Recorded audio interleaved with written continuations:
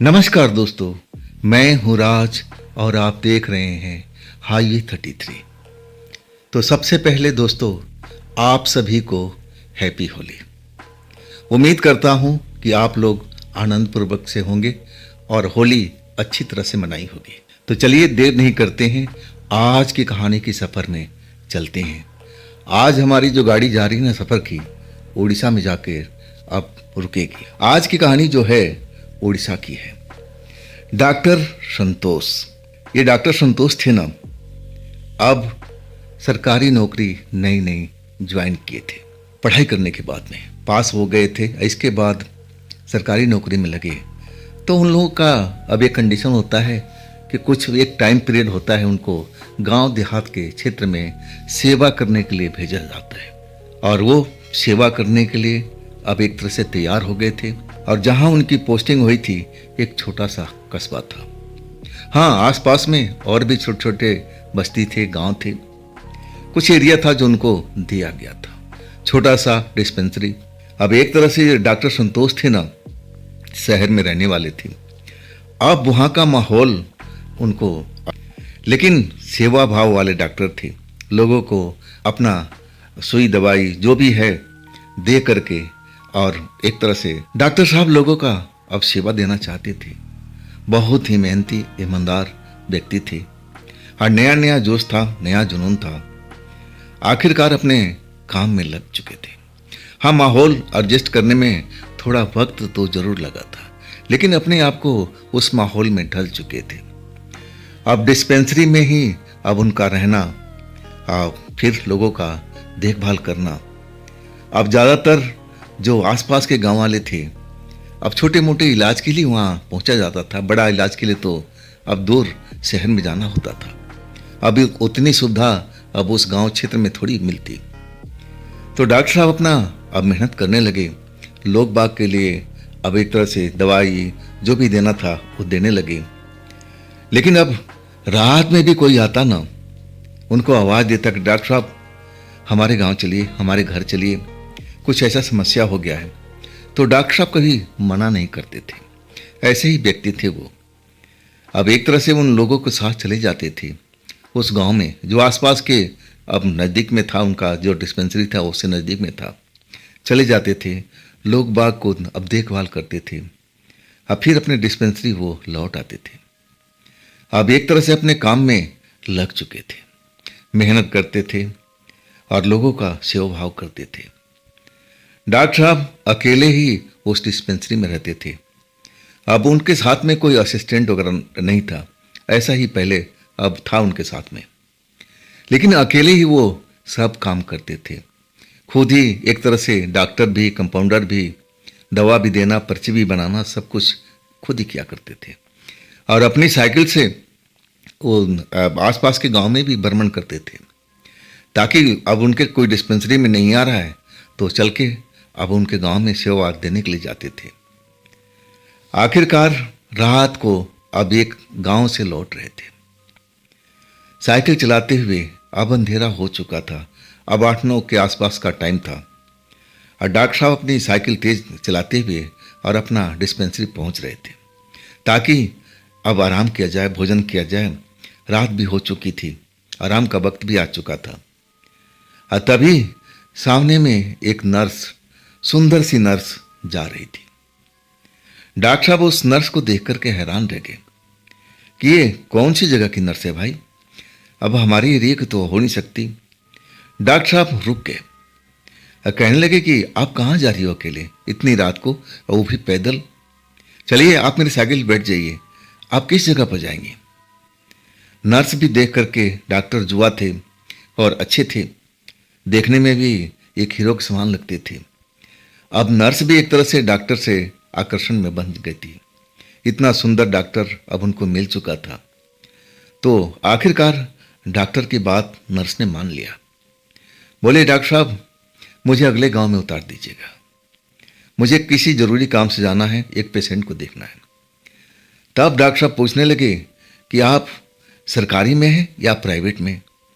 तब वो नर्स कहने लगी कि मैं एक प्राइवेट जॉब में हूँ, अब मेरी जो ड्यूटी है रात के टाइम में शुरू होती है। अब डॉक्टर साहब अब उसको बताए हुए गांव में अब वही रास्ता था और उतार दिए। अब डॉक्टर साहब उतार करके अब देखने लगे कि आखिर वो नर्स कहाँ जा रही है। लेकिन नर्स उस गांव में गलियों में अब एक तरह से गुम हो चुकी थी। अब कहाँ गई डॉक्टर साहब जान नहीं पाए, लेकिन मन में एक आकर्षण उस नर्स ने पैदा कर दिया था। डॉक्टर साहब को भी देख करके अब पहले नज़र का प्यार हो गया था। वो नर्स इतना खूबसूरत थी ही। अब एक तरह से अब बेचैन हो गए थे कि चलो ये कौन से हॉस्पिटल में अब काम करती है पता लगाया जाए, लेकिन वो अब ये पूछ भी नहीं पाए थे। अब इतना ज़रूर पता था कि वो प्राइवेट किसी हॉस्पिटल में काम करती है और उसकी ड्यूटी नाइट में शुरू होती है, नाइट में ही काम करती है। डॉक्टर साहब अब मन में सोचने लगे चलो दुनिया गोल है, अब कहीं ना कहीं दोबारा उससे मुलाकात होगी, क्योंकि उस टाइम में फ़ोन वगैरह तो कुछ होता नहीं था। ज़्यादा से ज़्यादा चिट्ठी पत्री अब डाक के पत्ते से जाती थी। डॉक्टर साहब अब एक तरह से कहूँ ना, अब उसका सूरत अपने मन में बिठा लिए थे और मन ही मन अब एक तरह से ठान लिए थे कि कभी न कभी उससे मुलाकात होगी और तब उसका बारे में और डिटेल लेंगे, पूछेंगे, अपने दिल की बात बताएंगे। अगर मामला बन गया तो ठीक है, नहीं तो जय राम जी की। लेकिन वो नर्स उसके बाद में महीनों तक नजर नहीं आई। जैसे अब डॉक्टर साहब बेचैन हो उठे थे। आसपास अब लोगों से पूछने लगे कि ऐसा नर्स किसी हॉस्पिटल में देखा। खूबसूरत नर्स उसके हुलिया बताने लगे, लेकिन किसी ने कुछ भी नहीं बताया। अब एक तरह से डॉक्टर साहब उस नर्स को बोल चुके थे। 2 महीना का टाइम बीत चुका था। अचानक रात को एक पेशेंट आया उनके पास में कि डॉक्टर साहब मेरी पत्नी का तबीयत खराब हो गया, प्रेग्नेंट है, तकलीफ हो रही है, उसको दर्द हो रहा है, चलिए ना अब देख लीजिए ना। डॉक्टर साहब एकदम फटाफट तैयार हो गए, अपनी साइकिल उठाई और साइकिल सवार के पीछे पीछे चल पड़े। अब साइकिल सवार आगे आगे चलता जा रहा था और पीछे पीछे डॉक्टर साहब अपनी साइकिल लेके। और तभी वही रास्ते में वो नर्स अचानक अब दिख गई, उसी गेटअप में जो पहला गेटअप डॉक्टर साहब देख चुके थे। अब जैसे ही नर्स को देखे डॉक्टर साहब साइकिल रुकती और कहने लगे अरे मैं तो आपको काफ़ी दिनों से ढूंढ रहा हूँ, कौन सा हॉस्पिटल में काम करती हो, मुझे आपसे मिलना था, बातचीत करना था। अब जो डॉक्टर साहब उस नर्स को बातचीत करने में लग गए, साइकिल सवार रुक चुका था कि चलो 2 लोग बात कर रहे हैं तो हमें बीच में पड़ना नहीं चाहिए। इंतज़ार करने लगा और डॉक्टर साहब उस नर्स से बातें करने लगे। नर्स भी अपने अब एक तरह से वही बताने लगी कि छोड़िए ना डॉक्टर साहब, कहाँ करती हूँ नहीं करती हूँ, ये बात की बात है। अब जिस काम के लिए आप जा रहे हैं अब मैं भी आपके साथ चलती हूँ, लेडीज के मामला है, मैं भी अब एक तरह से आपकी हेल्प करूँगी। डॉक्टर साहब और खुश हो गए कि ये तो बड़ी अच्छी नर्स है भाई, कहीं और जॉब करती है, हम मेरे साथ देने के लिए तैयार हो गए। अब एक तरह से और भी अब उसके जो व्यवहार था उससे खुश हो गए। चलो जी साइकिल पर बिठा लिया उसको। अब फिर साइकिल सवार आगे चलने लगा। आखिरकार बस्ती के घर में पहुंचे जहां वो प्रेग्नेंट लेडी बेचैन थी, दर्द उठ रहा था। अब डॉक्टर साहब भी देखे, अभी जो मामला था, अभी जो उसको जो प्रेग्नेंट थी उसमें अभी टाइम था। मामला प्रेगनेंसी का तो था ही, लेकिन वो जो नर्स थी ना वो कहने लगी डॉक्टर साहब आप हट जाइए और मुझे देखने दीजिए, मुझे तजुर्बा लेडीज का ज़्यादा है। डॉक्टर साहब हट गए। अब फिर वो सारा केस उस नर्स ने संभाल लिया। अब एक तरह से दवा सुई जो भी देना था अब डॉक्टर साहब से पूछ करके अब वो लगा दिया। बाकी में उस लेडीज को आराम हो चुका था। अब डॉक्टर साहब और प्रभावित हो गए कि अरे ये तो बहुत एक्सपीरियंस वाली नर्स है, इतनी कम उम्र में इतना एक्सपीरियंस कैसे आ गया। डॉक्टर साहब की ही अब उम्र की थी वो, जितने डॉक्टर साहब थे और उसी के आसपास की उम्र की लग रही थी। आखिरकार प्रभावित हो गए थे डॉक्टर साहब। अब जब वहाँ से चलने लगे तब वो नर्स को बोले कि आपको कहाँ छोड़ें। डॉक्टर साहब बोली जहाँ आपने उतारा मुझे बिठाया था आप वहीं पे छोड़ दो, और वहीं से मेरा रास्ता जाता है, और कुछ ही दूर पे मेरी घर है जहाँ मैं रहती हूँ, चली जाऊँगी आराम से, आपको तकलीफ देने की जरूरत नहीं है। अब एक तरह से डॉक्टर साहब उसको धन्यवाद देने लगे कि बहुत बहुत आभारी, आपने मेरे काम में मदद किया। वो लेडीज बहुत तड़प रही थी दर्द से। देखा आपका अनुभव काम में आया, तो आप मेरे साथ में अब कुछ काम कर लिया कीजिए ना। अब एक तरह से डॉक्टर साहब अब उससे लेडी से नर्स से हेल्प मांगने लगे।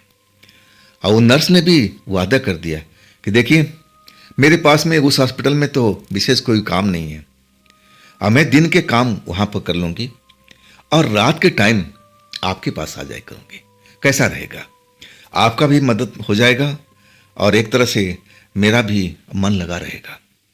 मुझे तो काम चाहिए, लोगों को सेवा करने में मुझे बहुत ही आनंद आता है। अब डॉक्टर साहब के मन की मुराद अब पूरी हो गई थी। डॉक्टर साहब बहुत खुश थे और आखिरकार अगले दिन से वो नर्स उनके अब डिस्पेंसरी में आ गई। रात के टाइम में वक्त की बहुत ही पाबंद थी। अब डॉक्टर साहब देख बड़ा खुश हुए।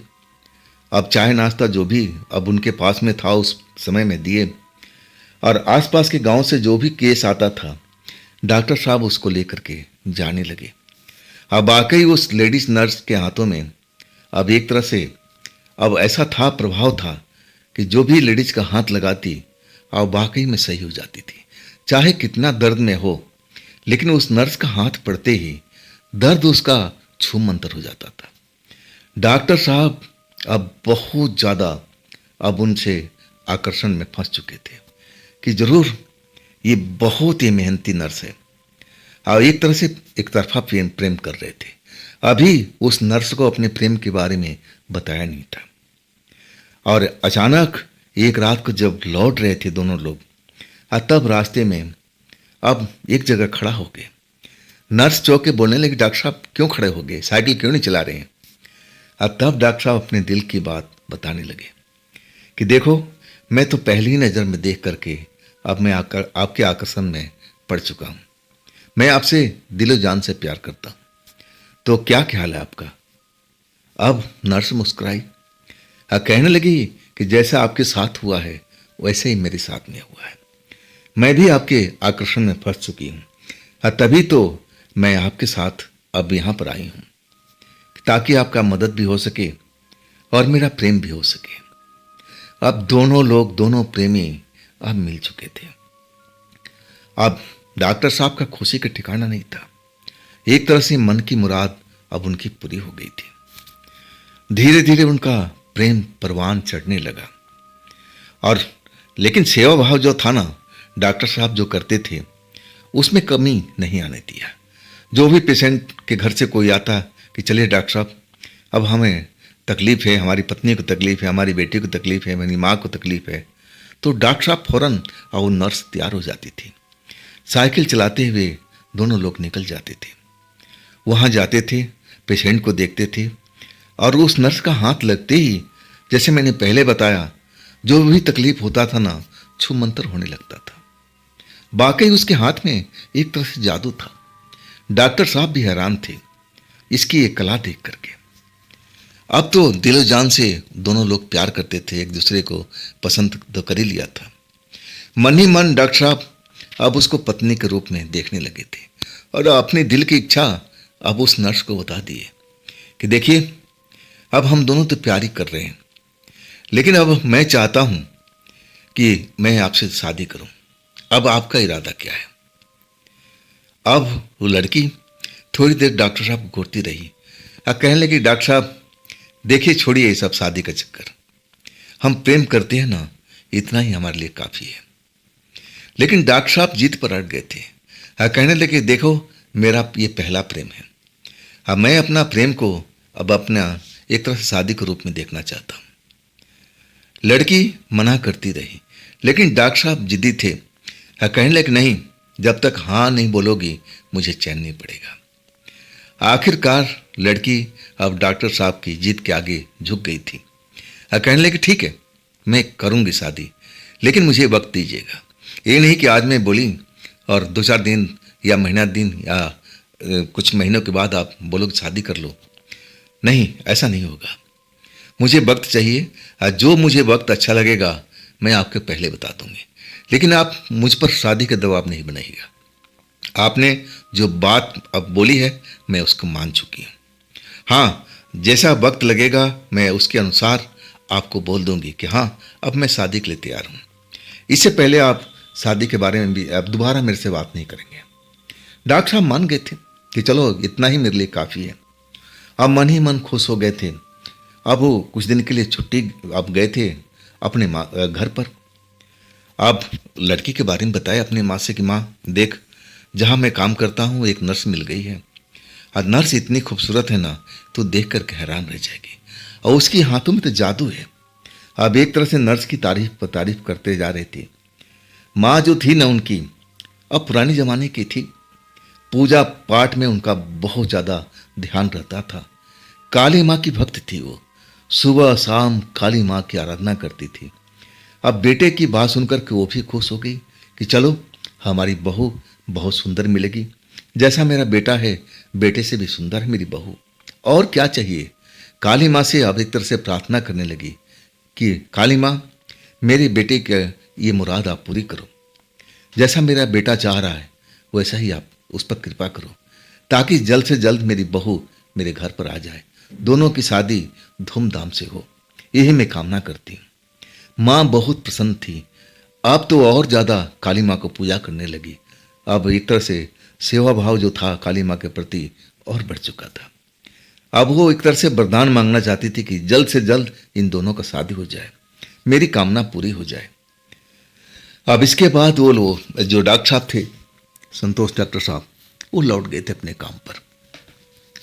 अब एक पेशेंट का रिश्तेदार आया कि हमारे पिताजी हैं और उनको तकलीफ हुआ पड़ा है, दर्द पेट में उठ रहा है और वो बहुत बेचैनी में है, दर्द बर्दाश्त से बाहर है।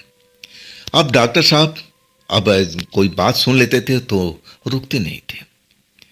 नर्स भी वहीं पर थी और नर्स को अपना बोला कि चलो हम चलते हैं इनके साथ में, अब एक पेशेंट बहुत दर्द में है, तकलीफ में है, और हम साथ में चलते हैं। नर्स तैयार हो गई, वो भी साइकिल लेकर के, अब उस टाइम में ज़्यादातर साइकिल ही चला करती थी। अब साइकिल भी अब एक तरह से लेकर के अब नर्स और डॉक्टर साहब चल पड़े आगे आगे। अब उस घर का जो भी था लेने के लिए आया था वो था। जब उस घर में पहुंचे ना, तो नर्स जा नहीं रही थी कि डॉक्टर साहब आप जाइए, आप आराम से उस पेशेंट को देख लेंगे, हमें ज़रा बाहर में हूँ, कुछ मुझे अच्छा नहीं लग रहा है, जी घबरा रहा है, एक घुटन सी हो रही है, मुझे फ्रेश हवा की ज़रूरत है। ये कभी कभी मेरे साथ में ऐसा हो जाता है।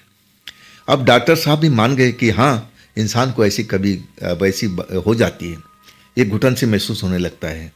अब कई घर का आबो हवा सूट भी नहीं करता है, शायद इसीलिए। अब बोले कि ठीक है तुम साइकिल के पास रुको, और हाँ मैं कोई दवाई अगर मंगाऊंगा ना तो बैग से निकाल कर इतना ला सकती हो। नर्स ने बोला हाँ मैं ला दूंगी, लेकिन मुझे अभी यहाँ रहने दीजिए, मुझे फ्रेश हवा की जरूरत है।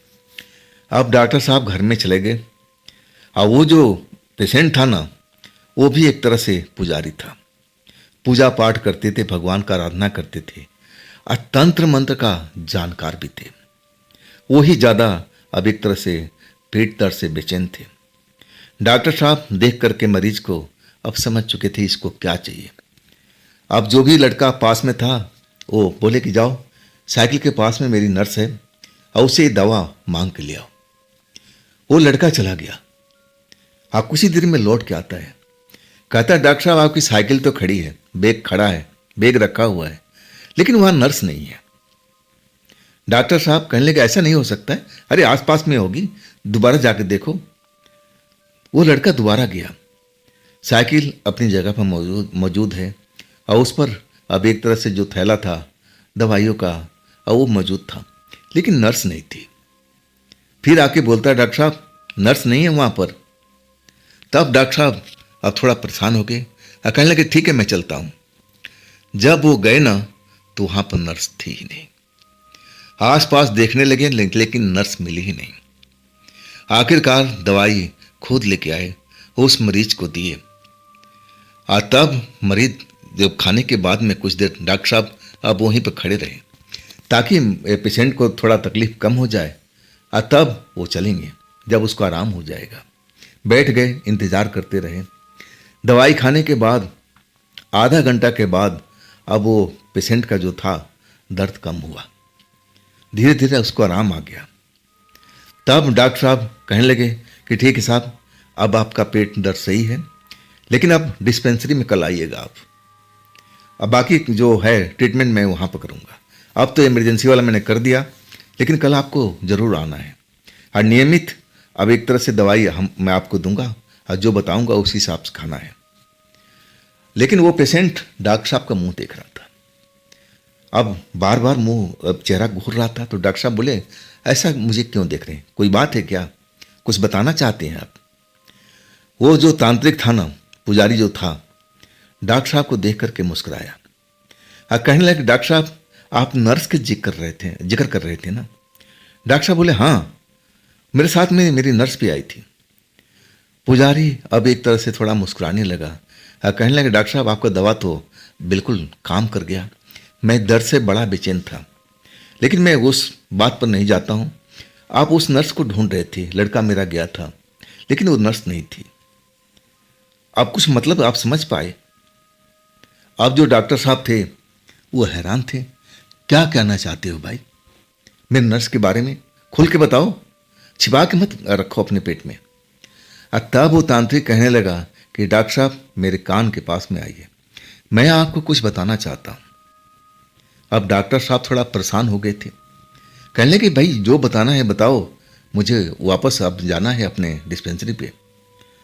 अब वो नर्स के बारे में वो जो तांत्रिक था, पुजारी था, वो धीरे धीरे डॉक्टर साहब के कान में बताने लगा कि डॉक्टर साहब उस नर्स से आप होशियार रहिएगा।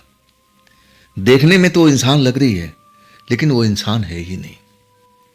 जब उसकी परछाई मेरे घर में अब एक तरह से आ रही थी ना, तब मुझे आभास हो चुका था कि बाहर में कोई प्रेत आत्मा खड़ी है। लेकिन उस टाइम मैं बहुत दर्द में था, बेचैन में था, अब मैं आपको बोल नहीं पाया। जब मुझे आराम हुआ तब मैं आपको बता रहा हूं, उस नर्स से आप दूर रहिएगा, नहीं तो आपके साथ में कुछ भी हो सकता है।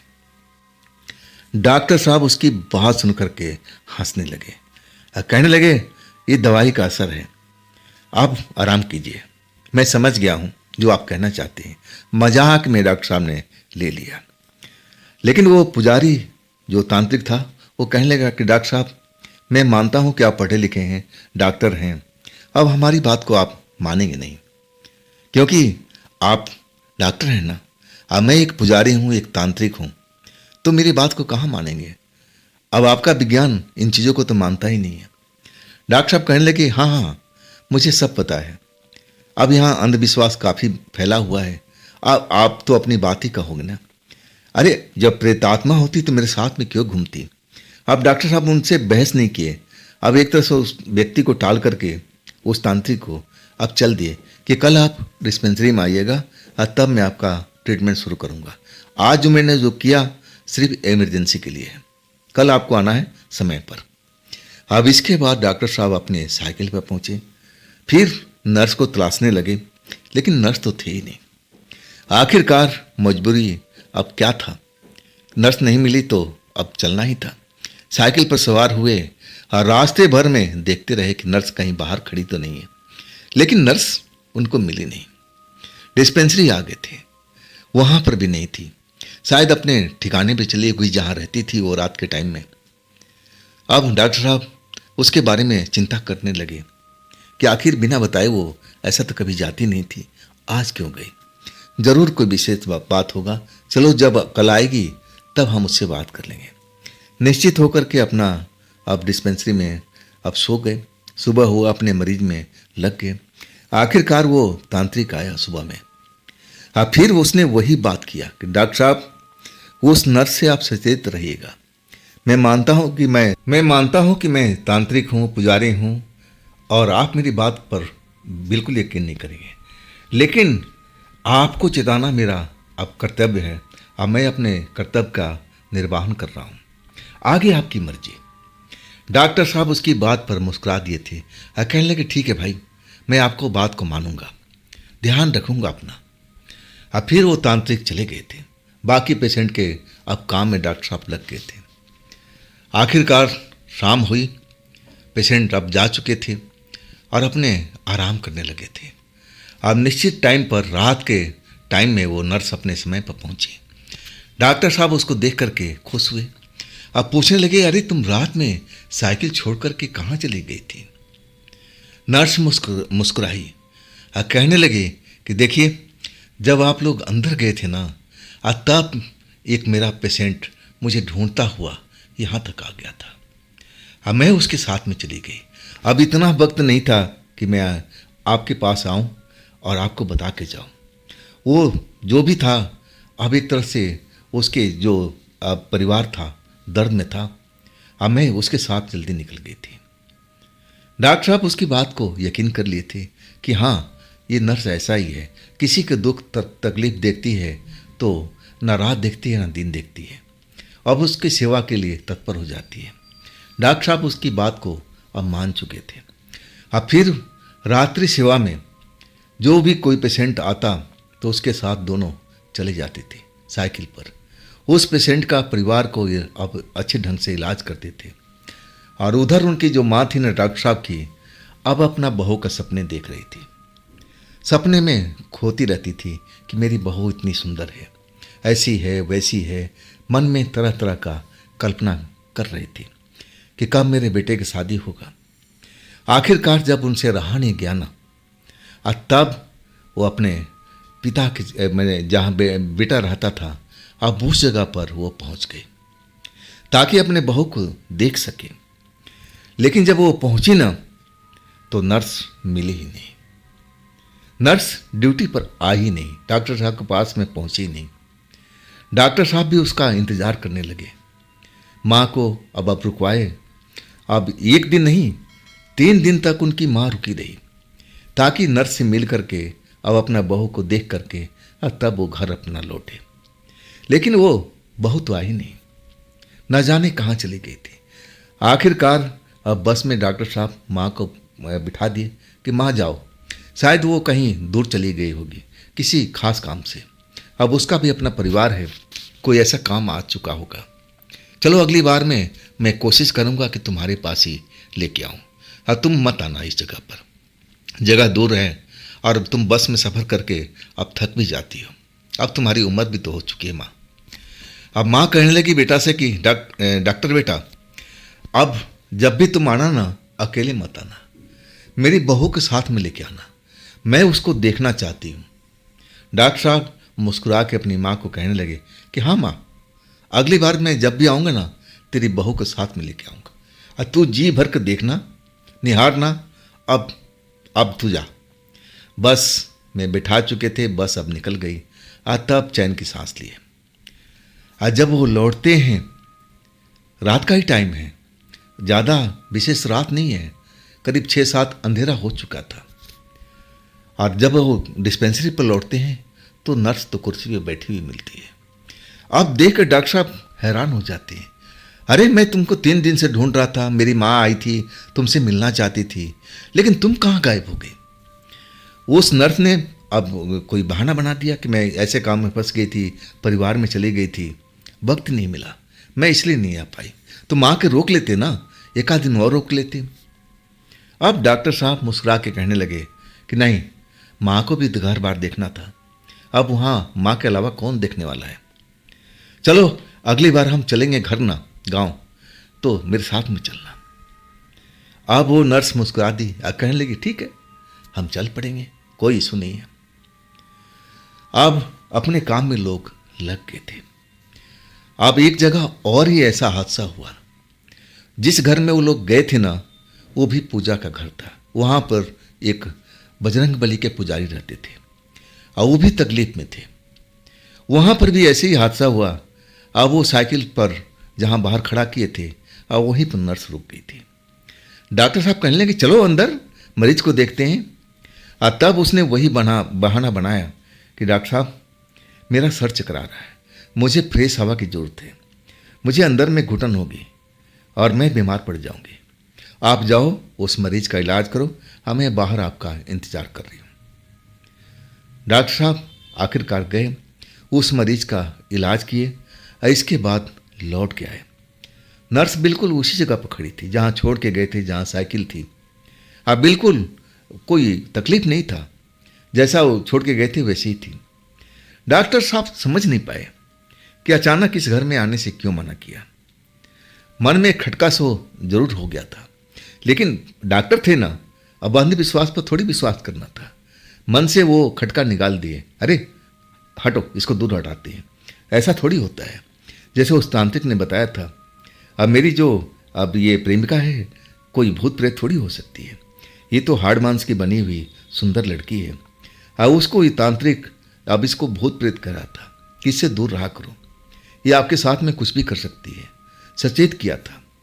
अब वो ख्याल जो था ना दिमाग में घूमने लगा था, लेकिन डॉक्टर साहब पढ़े लिखे डॉक्टर थे, अब उस ख्याल को झटकने लगे, अरे छोड़ो ना, ये सब मन की बातें हैं। मेरा मन है ना अब एक तरह से मुझे भ्रमित कर रहा है। नहीं नहीं, ऐसा नहीं होता है, आज तक हमने ऐसी कोई पढ़ाई नहीं की। अब एक तरह से वो अपने मन से सारा भ्रम निकाल फेंके। अब फिर लड़के के साथ अब अपना डिस्पेंसरी में गए, जो रोज़मर्रा का नाइट का काम था। कोई पेशेंट आ जाता था तो उसकी देखभाल में लग जाते थे, और किसी के घर में जाना होता तो जाती भी थी। ऐसा ही सिलसिला 2 महीनों तक चलता रहा। अब माँ जो थी ना, चिट्ठी पर चिट्ठी भेज रही थी कि बेटा कब बहू के लेके आएगा, मुझे देखने की तमन्ना है, एक बार मैं उसको देखना चाहती हूँ, मिलना चाहती हूँ। अब इधर डॉक्टर साहब चिट्ठी लिखा करते थे कि माँ अभी मैं व्यस्त हूँ, जैसा मौका मिलेगा मैं ज़रूर लेके आऊँगा। और आखिरकार एक प्लानिंग कर लिए थे जाने के लिए कि चलो अपने गांव जाते हैं, माँ से मिल के आते हैं। नर्स अब एक बहाना बना दिया कि नहीं, अभी मैं जा नहीं पाऊँगी, मुझे अपने घर जाना है, अपने परिवार के अब साथ में रहना है, मिलना है। अब ऐसा ही बहाना उसने तैयार कर दिया। डॉक्टर साहब मन मार कर रह गए, आखिरकार अकेले ही गए। माँ देखी और हैरान हो गई कि मेरी बहू कहाँ है, होने वाली बहू कहाँ है, तुम लेके क्यों नहीं आए। डॉक्टर साहब आप वो भी जो बताया था वही बहाना अब माँ के आगे पेश कर दिया कि माँ थोड़ा सब्र रखो, वो लड़की अपने परिवार में है और उसके घर में भी दुख तकलीफ होता है, अब अपनी तरह ही समझो ना, अब जब सही मौका मिलेगा जब हम लेके आ जाएंगे। लेकिन माँ जो थी ना, अपने अब एक तरह से दृढ़ निश्चय कर लिया कि ना, मुझे बहू का मुख तो देखना ही है, मुझे अपना बहू से मिलना है, उससे बातचीत करना है। आखिरकार जब बेटा लौटने लगा ना, तो माँ भी पीछे लग गई कि चल बेटा, मैं तेरे साथ चलती हूँ, एक नज़र बहू के देख करके अब मुझे बस में बिठा देना, अब फिर मैं आराम से लौट के आ जाऊंगी। डॉक्टर साहब मान गए कि चल माँ, तेरी इच्छा मैं पूरी करूंगा। अब लेके आए, रात के टाइम डिस्पेंसरी में पहुँचे। एक तरह से डिस्पेंसरी रात के टाइम वही लड़की संभालती थी, डॉक्टर साहब नहीं रहते थे ना, तो वही सब देखभाल करती थी। जो भी पेशेंट आता था सेवा भाव करती थी, और कहीं जाना होता तो वो जाती भी थी, आसपास में, दूर नहीं। जब वो पहुँचे तो डिस्पेंसरी बिल्कुल सुन सपाटा पड़ा हुआ था, रोशनी नहीं थी, रोशनी बंद किया हुआ था। डॉक्टर साहब हैरान हो गए कि आखिर वो लड़की आई क्यों नहीं। अब एक तरह से परेशानी में इधर उधर देख रहे हैं, अब लड़की थी नहीं तो मिलेगी कहाँ से। माँ पूछने लगी, बेटा तेरे वो कहाँ है, मेरी होने वाली बहू कहाँ है। और तब माँ को समझाया कि शायद अपने घर चली गई होगी, कल मिलवा देंगे माँ, कल थोड़ा सा आप सब्र रखो, अब देखिए कि जाना आप। अब एक तरह से माँ को तसल्ली दिए, माँ भी अब राजी हो गई कि चलो बेटा कोई बात नहीं है, जब तक मैं बहू का देखूंगी नहीं और तब तक मैं इस जगह से जाने वाली नहीं हूँ। एक दिन बीत गया, आखिरकार वो नर्स आई नहीं। 2 दिन हुआ, माँ भी बेचैन हो रही थी और डॉक्टर साहब तो और बेचैन हो रहे थे। आखिर उनके प्रेमी थे, अब इतना प्रेम करते थे, अब बिना बताए कोई गायब हो जाए तो चिंता तो होना ही है। लेकिन कहाँ रहती थी अब विशेष जानकारी नहीं थी, लेकिन जो भी सोर्स था सबसे पूछ गए कि कहाँ रहती है नर्स। अब कोई सही ठिकाना बता नहीं पाया, अब इंतजार के अलावा कुछ बचा ही नहीं था। अचानक साइकिल से एक पेशेंट को देखने जा रही थी, और तब वो नर्स आगे आगे चलती जा रही थी। अब उस नर्स को देख करके अब आवाज़ दी, तुम यहाँ पर कहाँ जा रही हो। और तब वो कहने लगी, मैं एक पेशेंट देखने जा रही हूँ, अर्जेंट है, पेशेंट तकलीफ में है। अब डॉक्टर साहब कहने लगे कि मेरी माँ आई हुई है, माँ तुमसे मिलना चाहती है, तुम जा तो नहीं पाई तो माँ मेरे साथ में आ गई, अब चलो एक साथ ही हम पेशेंट को देखते हैं और इसके बाद तुम मेरी माँ से मिलो। लेकिन वो लड़की जो नर्स थी ना, फिर बहाना बनाने लगी, लेकिन डॉक्टर साहब भी अब जिद पर अड़ गए थे कि नहीं, अब मैं तुम्हें छोड़ने वाला नहीं हूँ। माँ मेरी बहुत परेशान है, एक तो बूढ़ी है और देखो इतना सफ़र करके आई है, अब तो तुम्हें मिलना ही पड़ेगा मेरे खातिर। सारे काम कर लेते हैं मिलकर इकट्ठे, पेशेंट को सही करने के बाद हम चलते हैं और माँ को अपना सूरत दिखाओ ताकि माँ भी खुश हो जाए और अगले दिन मैं उसको बस में बिठा दूँ, वो भी लौट जाए। आखिरकार डॉक्टर साहब की जीत के आगे अब वो नर्स मान चुकी थी। कहने लगी कि ठीक है, अब मैं चलती हूँ तुम्हारे साथ में। अब एक तरह से उसका चेहरा उदास हो गया था। डॉक्टर साहब अपने साइकिल पर बिठाए और ले करके चल पड़े। हाँ, तब बीच रास्ते में वो नर्स अब एक तरह से रोकने लगी कि रोको रोको डॉक्टर साहब, साइकिल रोको। साइकिल रोक दिए, नर्स उतर गई और कहने लगी कि देखो डॉक्टर साहब, अब जाओ आप, मैं अभी सही पोजीशन में नहीं हूँ, कपड़े लत्ते मेरा सही नहीं है, नर्स का गेटअप है और उसमें मेरी तुम्हारी माँ देख के अब कैसा अनुभव करेगी। मैं घर जा कर के कपड़े वगैरह चेंज करके एक दिन का और मौका दो और तब मैं आपके माँ के सामने आती हूँ, उनको भी अच्छा लगेगा। लेकिन डॉक्टर साहब अब जिद पर अड़े हुए थे कि जिस हालात में हो मुझे तुम अच्छी लगती हो और जब मुझे अच्छी लगती हो तो मेरी माँ को भी अच्छी लगोगी। चलो अब कोई बहाना नहीं। अब जिद पर जिद करने लगे। अब उस लड़की का चेहरा जो खिला हमेशा रहता था वो मुरझा गया था, चिंता में डूब गई थी। अब डॉक्टर साहब समझ नहीं पा रहे थे कि ऐसा उसके साथ में क्यों हो रहा है। वो मना कर रही थी कि छोड़ो ना, आज छोड़ो, मैं कल तुम्हारी माँ से मिल लूँगी। लेकिन डॉक्टर साहब बिल्कुल अड़ गए, नहीं, मिलना है तो आज ही, आप आज मिल लो ताकि मैं माँ को सुबह वाली बस में बिठा दूँ ताकि वक्त रहते वो शहर पहुँच जाए। आखिरकार जिद के आगे झुक गई, दोबारा से साइकिल पर बिठाए और डिस्पेंसरी की तरफ चल गए। डिस्पेंसरी में पहुँचे तो डॉक्टर साहब के कमरे में माँ अब आराम कर रही थी। माँ माँ का आवाज़ देने लगे, माँ देखो तुम्हारी बहू आ चुकी है, तुम उसके लिए अब बेकरार थी ना मिलने के लिए, अब वो वक्त आ चुका है, तुम अपनी बहू से अब जी भर के मिलो, आपस में बैठो, बातचीत करो। अब मुझसे मत बोलना कि मैंने दिखाया नहीं। अब माँ जैसी आवाज़ सुनती है अपने बेटे की, अब कमरे से बाहर निकलती है और साइकिल से उस टाइम वो लोग उतर रहे थे, साइकिल खड़ा कर रहे थे और आगे में अब कुर्सी बेंच मरीजों के लिए रखा हुआ था और वो नर्स एक कुर्सी पर बैठी हुई थी। माँ दौड़ती हुई कमरे से निकल के आती है। अब पूछती, कहाँ है मेरी दुल्हन, कहाँ है मेरी बहू, होने वाली बहू। अब डॉक्टर साहब हैरान रहते हैं, कहते हैं, अरे सामने तो बैठी हुई है, सामने बैठी, क्या तुम्हें नजर नहीं आ रही है। माँ एकदम परेशान हो जाती है, कहाँ है मेरी बहू, नजर तो आ नहीं रही है, कहाँ है बेटी। डॉक्टर साहब और परेशान हो जाते हैं, ये माँ को क्या हो गया, मेरी प्रेमिका तो कुर्सी पे बैठी हुई है, माँ की तरफ देख रही है, लेकिन माँ की क्यों नजर नहीं आ रही है। अब एक तरह से मन में खटका होने लगा डॉक्टर साहब को। अब बार बार कहें कि माँ वो सामने बैठी हुई है, क्या तुम्हें नजर नहीं आ रही है। माँ एकदम परेशान हो गई थी, नहीं बेटा, मुझे वो तुम्हारी अब होने वाली बहू नजर नहीं आ रही है, अगर वो सामने होती तो मैं हर चीज़ मुझे दिखाई दे रहा है, अब वो होती तो नज़र जरूर आती। तब डॉक्टर साहब परेशान हो गए और कहने लगे, माँ तेरे आंखों में कुछ पड़ गया होगा, जा तू ठंडे पानी से अब आँख झपका के आ, साफ कर ले। अब बेटे की बात सुनकर के अब वो उनकी माँ है, अब समझ जाते कि बेटा डॉक्टर है, जरूर मेरी आंखों में कोई दिक्कत हो गई इस टाइम में, तभी मेरी बहू नज़र नहीं आ रही है। वापस कमरे में जाती है, अब ठंडे पानी से अपनी आंखों को धोती है। तब तक उधर डॉक्टर साहब अब हैरान रह जाते हैं और उस नर्स से पूछते हैं कि आपको माँ दिखाई दे रही है। नर्स मुस्कुराती है कि हाँ, तो माँ के आप क्यों नजर आती हो। नर्स तो चुप थी, कुछ बोल नहीं रही थी। अब डॉक्टर साहब और थोड़ा सा अब एक तरह से मन ही मन घबरा के थे कि बात क्या है। पूछने लगे कि ऐसा क्या हो रहा है, आपको क्यों नहीं देख पा रही है।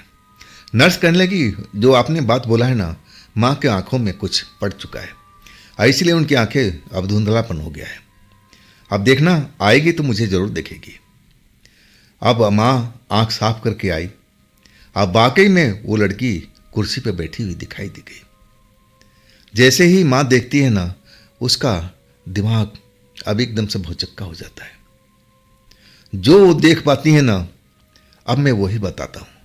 वो जो देखती है ना कि कुर्सी है और उस पर एक काली परछाई बैठी हुई है।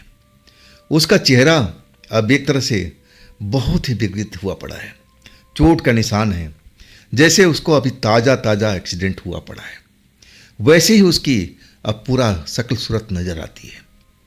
माँ जो देखती है ना तो चीख मार देती है, ये बेटा, ये मेरी बहू है, ये मेरी बहू है। डॉक्टर साहब भी हैरान, ये माँ को क्या हो गया है, कभी इसको बहू दिखाई नहीं देती है, और फिर जब बहू दिखाई दी तो माँ चीख क्यों रही है। अब डॉक्टर साहब बात को संभालने की कोशिश करते हैं कि माँ तुम्हें हो क्या गया है, बात क्या है, अभी तुम्हें ये बहू तुम्हारी दिखाई नहीं पड़ रही थी, अब दिखाई दे रही है तो तुम चीखे जा रही हो, बात क्या है, तुम डर क्यों रही हो। माँ जैसे थर थर थर थर कांप रही है। अब एक तरह से जैसे जाड़े को बुखार चढ़ गया है। डॉक्टर साहब संभालने की कोशिश करते हैं कि माँ तू ठीक है ना। माँ कहती हाँ बेटा, मैं बिल्कुल ठीक हूं, तू इस लड़की से शादी कर रहा है। अब एक तरह से डॉक्टर कहने लगे हाँ माँ, यही तेरी बहू है, तुझे नजर आ रही है ना साफ साफ। माँ कहती कि हाँ बेटा, जो तुझे नजर नहीं आ रही ना वो मुझे नजर आ रही है। अरे बेटा, तू किसके साथ में प्रेम में लगा हुआ है, किसके साथ तू शादी करना चाहता है, ये तो इंसान है ही नहीं। अब डॉक्टर साहब का दिमाग खराब हो चुका था। डॉक्टर साहब अब एक तरह से बड़े परेशान हो गए थे। एक तो तांत्रिक ने उनका दिमाग खराब किया था और दूसरा उसकी अब माँ ने।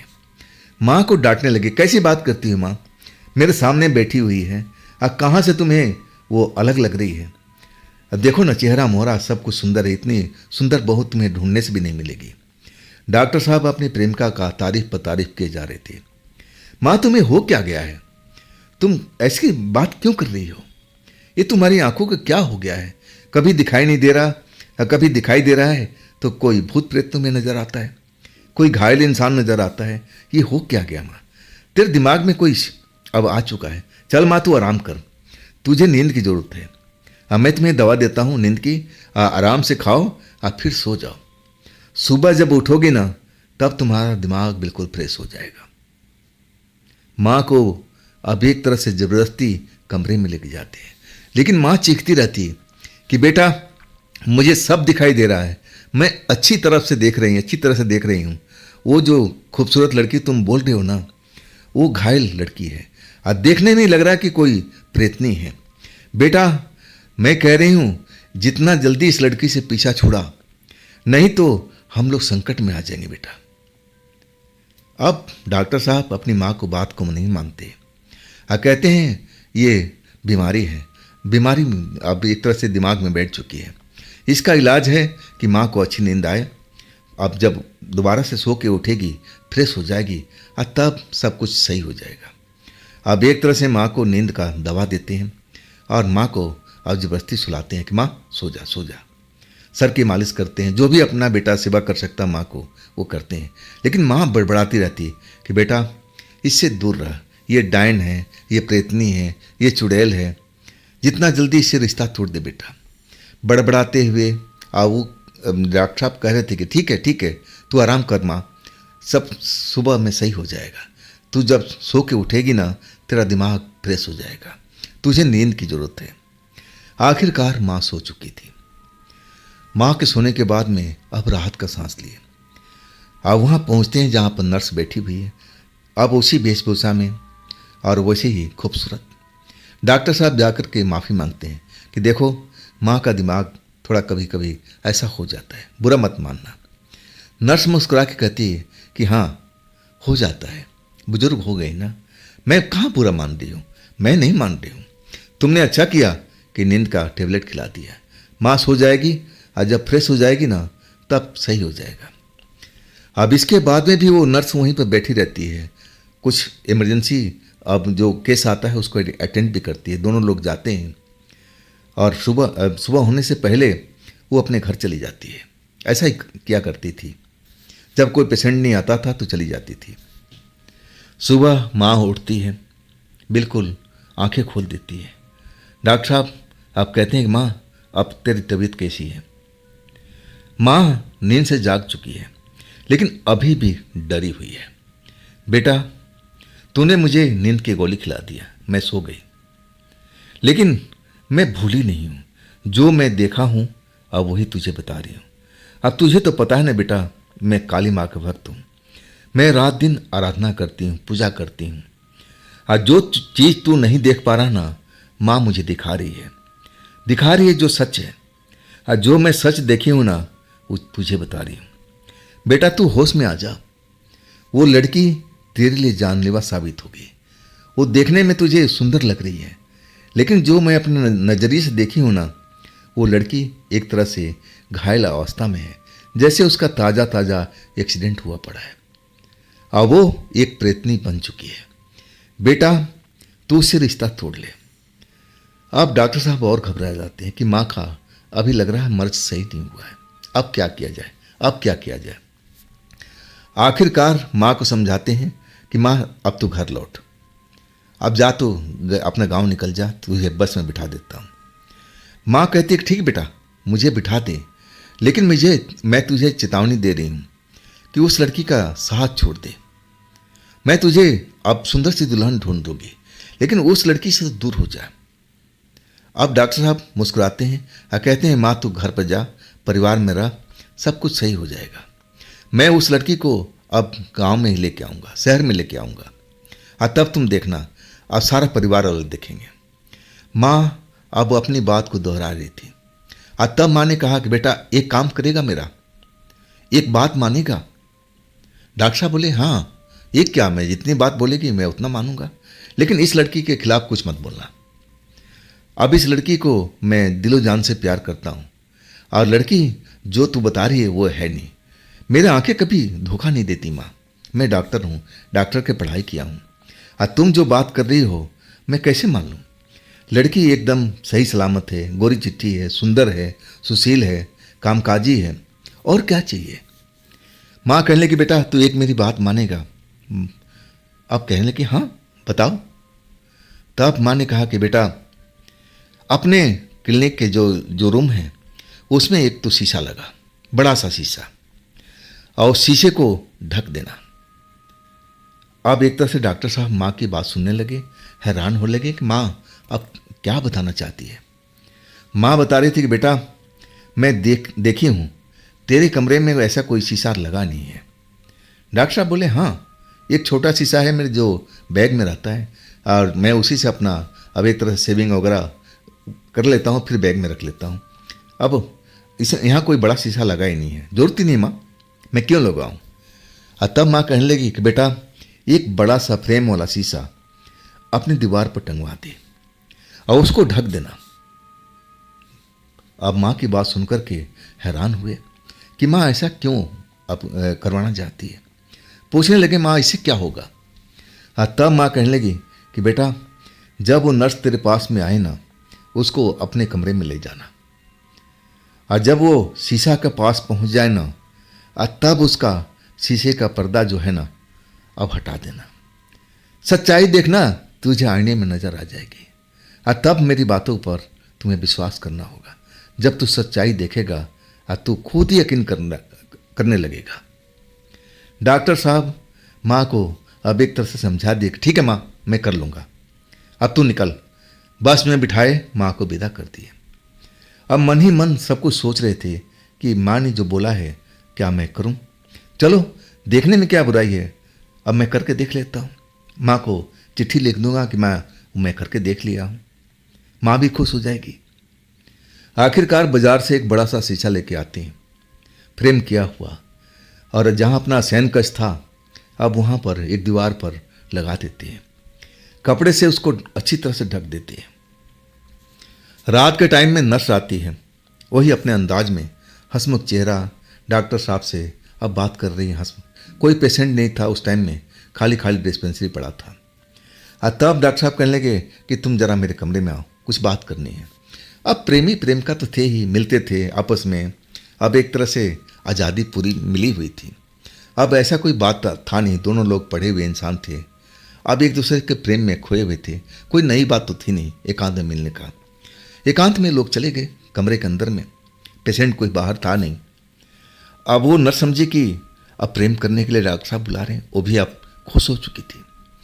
डॉक्टर साहब कमरे में ले आए और ठीक शीशे के सामने अब उस लड़की को खड़ा कर दिए जैसा माँ ने कहा था। लड़की कहने लगी कि यहाँ पर मुझे क्यों खड़ा कर रहे हो? अरे प्रेम करने के आए हो तो प्रेम करते हैं ना, पलंग पर चलते हैं। अब दीवार के सामने अब कौन सा प्रेम करोगे मुझसे? डॉक्टर साहब मुस्कुरा दिए और कहने लगे हाँ ये नया तरीका है, 2 मिनट तुम खड़ा रहो। अब वो लड़की उसी फ्रेम के पास में, शीशे के फ्रेम के पास में खड़ी हो गई। वो ढका हुआ था, लड़की देख नहीं पाई। अचानक उस फ्रेम से, शीशे के फ्रेम से जो ढका हुआ कपड़ा था, डॉक्टर साहब ने झटके से खींच दिया और उस फ्रेम में देखने लगे, शीशे वाला फ्रेम में। और जो उनके सामने में हकीकत नजर आई, डॉक्टर साहब चीख मारने लगे थे। उधर जो नर्स थी अब एक तरह से हैरान थी कि डॉक्टर साहब चीखने क्यों लग गए। अचानक उसने क्या देख लिया? डॉक्टर साहब को जैसे दौरा पड़ गया था। लगातार चीखते जा रहे थे। अगल बगल में जो लोग थे उनके आसपास में रहने वाले, डॉक्टर साहब के चीख सुन करके हैरान रह गए। अब एक तरह से जग गए, सो रहे थे लोग। दौड़ के आया डॉक्टर साहब बात क्या है डॉक्टर साहब, आप चीख क्यों रहे हो? और इकट्ठा हो गया आसपास के लोग कि डॉक्टर साहब को कोई मुसीबत तो नहीं आ गया, आखिर क्यों चीख रहे हैं? दरवाजे पर सब लोग जमा हो गए। अब सब पुकारने लगे, डॉक्टर साहब दरवाज़ा खोलिए। आज डॉक्टर साहब थे ना, इनकी तो हालत खराब हो गई थी। जैसे माँ ने बताया था ना, जो शकल सूरत कि लड़की एक्सीडेंट, जैसे ताज़ा एक्सीडेंट हुआ पड़ा है। चेहरा बिल्कुल अब एक तरह से कुरूप बना हुआ, विकृत चेहरा हुआ पड़ा है। और जैसे माँ ने बताया था ना, सब कुछ वही उस आईने में नजर आ रहा था। डॉक्टर साहब की हालत खराब हो चुकी थी, चीखे जा रही थी। और वो नर्स थी ना, वो भी हैरान थी। आखिर ऐसा क्यों कर रहे डॉक्टर साहब? वो तो मुझसे प्रेम करते हैं। दरवाजा पर दस्तक होने लगा। धड़ धड़ पड़ोसी दरवाजा पीटने लगे, डॉक्टर साहब दरवाजा खोलिए, डॉक्टर साहब दरवाजा खोलिए। डॉक्टर साहब का हिम्मत जवाब दे रहा था। अब तो सामने में खड़ी थी, लेकिन जब शीशे में देख रहे थे तो जैसे माँ बताई थी वैसी हुलिया। आज जब ऐसे देख रहे थे तो वही सुंदर, बिल्कुल वही शकल सूरत, रोज की तरह। डॉक्टर साहब की अब एक तरह से कहूँ ना कि हालत खराब हो चुकी थी। दौड़ करके दरवाजा खोलते हैं और सीधा बाहर भागते हैं। लोग बाग डॉक्टर साहब को रोकते हैं, अरे डॉक्टर साहब बताओ तो सही हुआ क्या है? और तब कहते हैं कि अंदर कमरे में भूत है, अंदर कमरे में भूत है। अब पड़ोसी साहब हैरान परेशान कि कहाँ है डॉक्टर साहब भूत, कहाँ है भूत? अंदर में तो नर्स है। अब डॉक्टर साहब अब एक तरह से उनको समझाते हैं, अरे जो नर्स है वही तो भूत है, वही तो भूत है। अब लोग भी सब जैसे डॉक्टर साहब पागल हो गए। अरे कैसे कहते थे डॉक्टर साहब, ये नर्स तो इंसान है, भूत कैसे हो सकती है? और तब तक नर्स को समझ में आ चुका था कि हमारी हकीकत पता चल चुका है। अब उसी टाइम नर्स दौड़ती हुई उस कमरे से बाहर निकलती है। अब फिर अंधेरे में जाकर के गुम हो जाती है। सब लोग देखते रह जाते हैं। डॉक्टर साहब भी अब अभी तक रट लगा रहे हैं कि वही नर्स भूत है, मैंने उसको आईने में देखा। वाकई में अब लोग समझ नहीं पा रहे थे कि डॉक्टर साहब का दिमाग खराब हो गया। अब हमने जो देखा वो नर्स तो इंसान थी, भूत कैसे हो सकती है? और तब डॉक्टर साहब को लोग पानी वानी पिलाते हैं, डॉक्टर साहब बैठिए, थोड़ा सांस लीजिए, आराम कीजिए, फिर बाद में बताइएगा। वैसे ही अब डॉक्टर साहब करते हैं। पानी वानी पीने के बाद शांत होते हैं, लेकिन शरीर सूखे पत्ते की तरह कांप रहा था। आखिरकार लोगों ने दिलासा दिलाया कि डॉक्टर साहब डरिए मत, हम लोग हैं ना, सारी रात आपकी रखवाली करेंगे, डरने वाली कोई बात नहीं है। अब जो बात है ना, अब सही मन से बताइए, एक एक बात छिपाइएगा मत। डॉक्टर साहब पहले तो वो बताया कि जो हमने आईने में देखा। लोग बाग विश्वास नहीं कर रहे थे। और तब न अब वो तांत्रिक वाला घटना बताने लगे कि मैं एक पेशेंट के पास में गया था, नर्स वहाँ तक नहीं गई थी। और तब मैंने पेशेंट का इलाज किया, पेट दर्द से परेशान था। और इसके बाद वही तांत्रिक बताया कि देखो वो नर्स इंसान नहीं है, वो एक प्रेत आत्मा है। और तब मैंने उसकी बात को नहीं माना। अब मेरी माँ ने अपनी नंगी आंखों से देखा, कोई आने की जरूरत नहीं थी, माँ पर काली माँ का कृपा बना हुआ है और काली माँ ने शायद सब कुछ दिखाया था। और तब हमने वो बात सुनी, तब भी अनसुना कर लिया था। लेकिन जब हमने आईने में खुद देखा ना, तब मुझे यकीन हुआ। लोग बाग डर चुके थे कि ऐसा कैसे हो सकता है भाई, एक नॉर्मल देखने वाली नर्स अब ऐसे कैसे हो सकती है। लेकिन जो सच्चाई था सच्चाई था।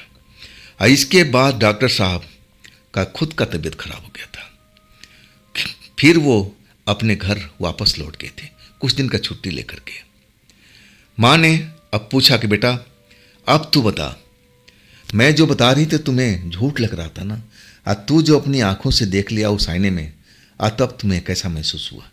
मैं तो पहली नज़र में जब देखी उस लड़की को, तभी मैं पहचान चुकी थी। मेरे ऊपर काली माँ की कृपा बनी हुई है और शायद काली माँ ने मुझे वो चीज़ दिखाया जो मैं देख नहीं सकती थी। मैं अब एक तरह से कहूँ कि मैं तुम्हें सचेत कर रही थी, लेकिन तुम पर तो प्यार का भूत समाया हुआ था। आखिरकार तुम्हें सच्चाई उस आईने में नजर आ गई ना। अब तो मेरी बात को मानता है ना। आखिरकार डॉक्टर संतोष अब मान चुके थे कि हाँ, इस संसार में भूत प्रेत होता है। और बाद में अब उस जगह से एक तरह से अपनी पोस्टिंग करवा लिया था। हाँ, उस लड़की के खोज में लगे हुए थे कि आखिर वो लड़की प्रेत बनी कैसे।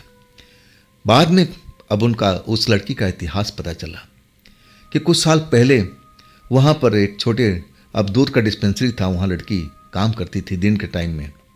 रोड एक्सीडेंट में अब उसका मौत हो गया था। सेम वही लड़की थी। इतिहास अब मालूम पड़ गया था। तब डॉक्टर साहब को अब पूरा यकीन हो चुका था कि हाँ, ये शक्तियाँ होती हैं, भूत प्रेत होते हैं। तो दोस्तों, ये थी आज की कहानी। ये कहानी आपको कैसी लगी कमेंट में ज़रूर बताइएगा। दोस्तों, अगर आपके पास भी ऐसी कोई घटना है जो आप मुझे बताना चाहते हो, तो आप मुझे इंस्टाग्राम पर या मेरे व्हाट्सएप नंबर पर अपनी कहानी, अपनी घटना को आप भेज सकते हैं। दोस्तों, ये भी चैनल आप ही का है, तो इसको भी अपना भरपूर प्यार दीजिए ना, लाइक कीजिए। अगर आपने सब्सक्राइब नहीं किया है तो जल्दी से कर लीजिए और अपने दोस्तों को तो शेयर जरूर कीजिएगा। दोस्तों, फिर हम कल की रात मिलते हैं। अब आप लोग अपना ख्याल रखिएगा। नमस्कार।